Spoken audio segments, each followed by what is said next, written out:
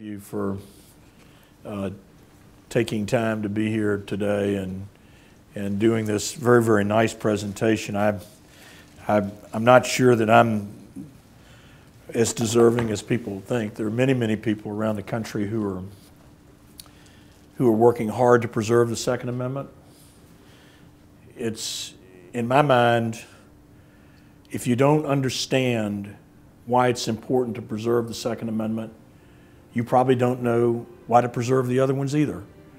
And I think this is the one thing that is missing in the discourse today about the Second Amendment. I had a young operative in Southern Virginia who knows I'm running for lieutenant governor, and this operative related a conversation that he'd had with one of my opponents who had maintained, gosh, why are guns such a big deal in Virginia?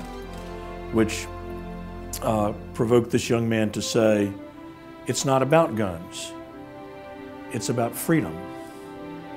And when people look at your Second Amendment position, it's almost trivial to say that it's about guns, because people who love the Second Amendment understand that it's about rights, and it's about freedom, and it's about a freedom that is very much unique to the United States. And I think this is where many people miss the key point. I think the president completely misses the key point here. Many in Congress, Nancy Pelosi, Dianne Feinstein, miss the fundamental nature and importance of the Second Amendment and why people cherish it. It's not just because of the Second Amendment, it's because of our love of all of the amendments, our love of freedom, and our concern that if you take away a person's right to keep and bear arms, you set in motion a movement to prescribe the other rights as well.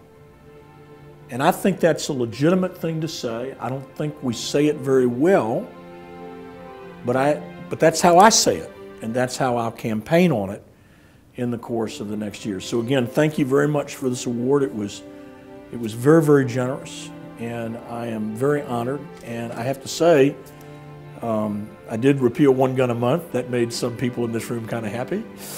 We did strike down all the gun grabbing bills this year. That made some other people in this room very, very happy. But we have more work to do to expand our rights and to protect what our founders intended was one of the most important amendments, right behind the freedom of speech and the freedom of religion came our right to keep and bear arms. And I always say that the Second Amendment is second for a reason. That's to make sure nobody fools around with the First Amendment. And so I'm very honored. I suspect there are other people that are more deserving, but I'm very, very happy that to join Ted Cruz, who is another great American, in receiving this award. And I will work hard to